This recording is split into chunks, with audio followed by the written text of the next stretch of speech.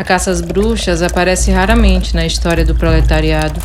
Até hoje, continua sendo um dos fenômenos menos estudados na história da Europa, ou talvez da história mundial. Se considerarmos que a acusação de adoração ao demônio foi levada ao Novo Mundo pelos missionários e conquistadores, como uma ferramenta para a subjugação das populações locais. O fato de que a maior parte das vítimas na Europa tenham sido mulheres camponesas talvez possa explicar o motivo da indiferença dos historiadores com relação a tal genocídio. Uma indiferença que beira a cumplicidade, já que a eliminação das bruxas das páginas da história contribuiu para banalizar sua eliminação física na fogueira.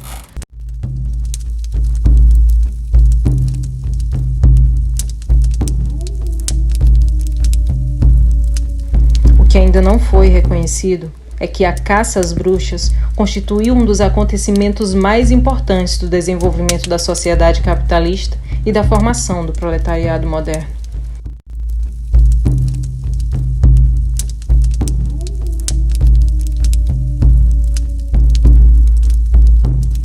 A diferença mais importante entre a heresia e a bruxaria é que esta última era considerada um crime feminino. Isso pode ser notado especialmente no momento em que a perseguição alcançou seu ponto máximo, no período compreendido entre 1550 e 1650. Outra diferença entre as perseguições aos héreges e às bruxas é que as acusações de perversão sexual e infanticídio contra as bruxas tinham um papel central e estavam acompanhadas pela virtual demonização das práticas contraceptivas. A partir desse momento, os crimes reprodutivos ocuparam um lugar de destaque nos julgamentos.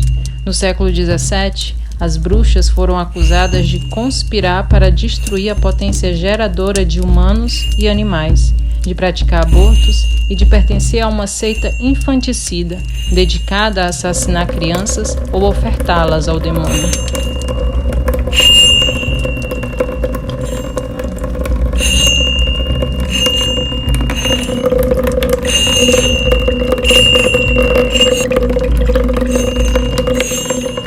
Também na imaginação popular, a bruxa começou a ser associada à imagem de uma velha luxuriosa, hostil à vida nova, que se alimentava de carne infantil ou usava dos corpos das crianças para fazer suas poções mágicas, um estereótipo que mais tarde seria popularizado pelos livros infantis. O que podemos afirmar com certeza é que a caça às bruxas foi promovida por uma classe política que estava preocupada com a diminuição da população e motivada pela convicção de que uma população numerosa constitui a riqueza de uma nação.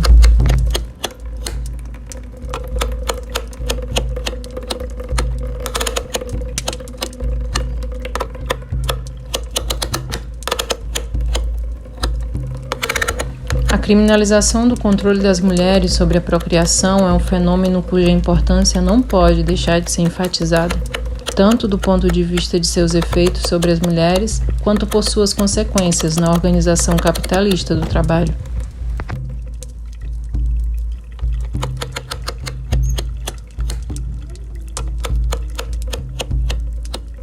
Está bem documentado que durante a Idade Média as mulheres haviam contado com muitos métodos contraceptivos, que consistiam basicamente em ervas transformadas em poções e pessários, usados para estimular a menstruação, para provocar um aborto ou para criar uma condição de esterilidade.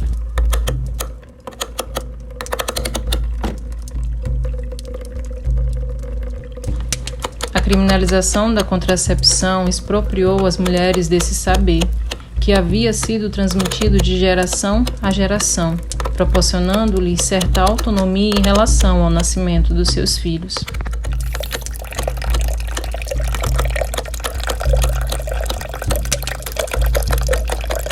Ao negar às mulheres o controle sobre seus corpos, o Estado privou-as da condição fundamental de sua integridade física e psicológica, degradando a maternidade à condição de trabalho forçado, além de confinar as mulheres à atividade reprodutiva de um modo desconhecido por sociedades anteriores.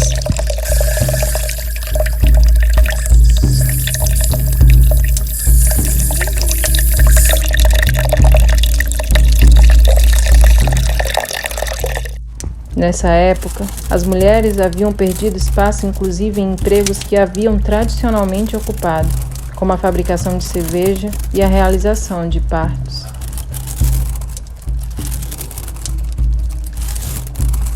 As proletárias, em particular, encontraram dificuldades para obter qualquer emprego além daqueles com status mais baixos, empregadas domésticas, a ocupação de 1/3 da mão de obra feminina, trabalhadoras rurais, fiandeiras, tecelãs, bordadeiras, vendedoras ambulantes ou amas de leite. Ganhava espaço a suposição de que as mulheres não deviam trabalhar fora de casa e de que tinham apenas que participar na produção para ajudar seus maridos. Dizia-se até mesmo que qualquer trabalho feito por mulheres em sua casa era não trabalho e não possuía valor, mesmo quando voltado para o mercado. O que se coloca em discussão é que tenha sido a crise populacional dos séculos XVI e XVII e não a fome na Europa durante o século XVIII que transformou a reprodução e o crescimento populacional em assuntos de Estado e objetos principais do discurso intelectual.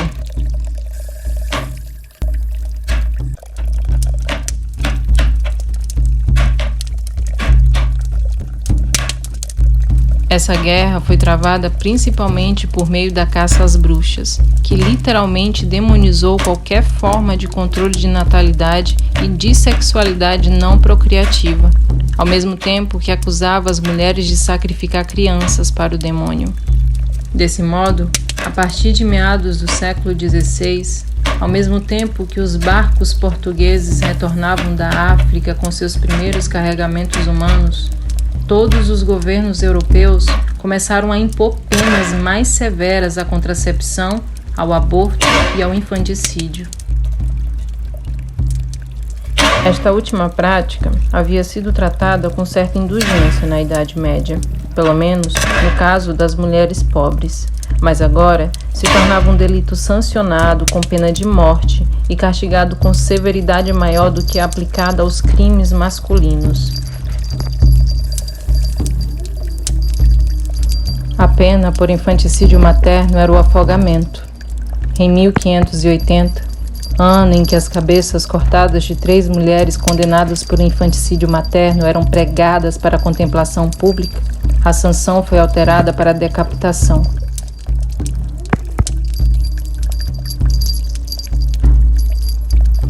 Enquanto na Idade Média elas podiam usar métodos contraceptivos e haviam exercido um controle indiscutível sobre o parto, a partir de agora seus úteros se transformaram em território político, controlado pelos homens e pelo Estado. A procriação foi colocada diretamente a serviço da acumulação capitalista.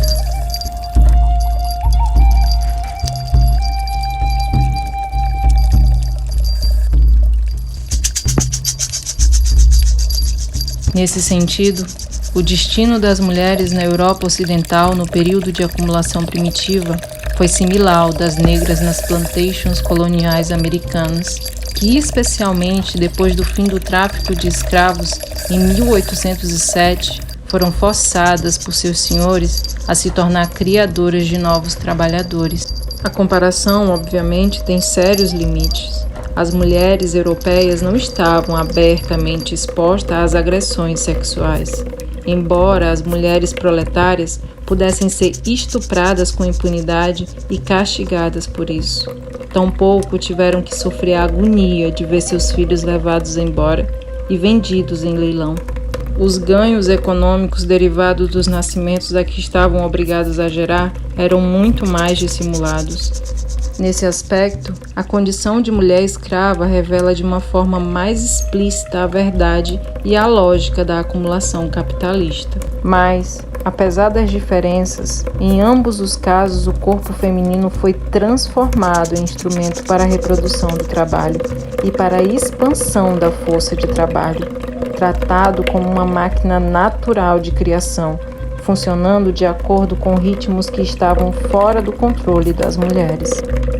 Na realidade, as mudanças na procriação e na população estão tão longe de ser automáticas ou naturais que em todas as fases do desenvolvimento capitalista, o Estado teve que recorrer à regulação e à coerção para expandir ou reduzir a força de trabalho. Isso era especialmente verdade no momento em que o capitalismo estava apenas decolando, quando os músculos e os ossos dos trabalhadores eram os principais meios de produção.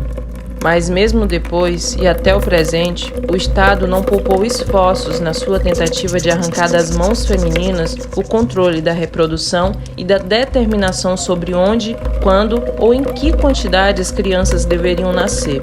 Como resultado, as mulheres foram forçadas frequentemente a procriar contra sua vontade, experimentando uma alienação de seus corpos, de seu trabalho e até mesmo de seus filhos.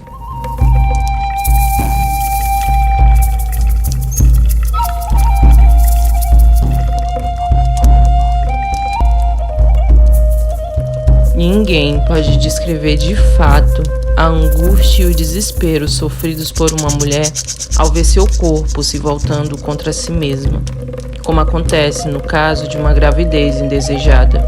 Isso é particularmente verdade naquelas situações em que a gravidez fora do casamento era penalizada com o ostracismo social ou até mesmo com a morte.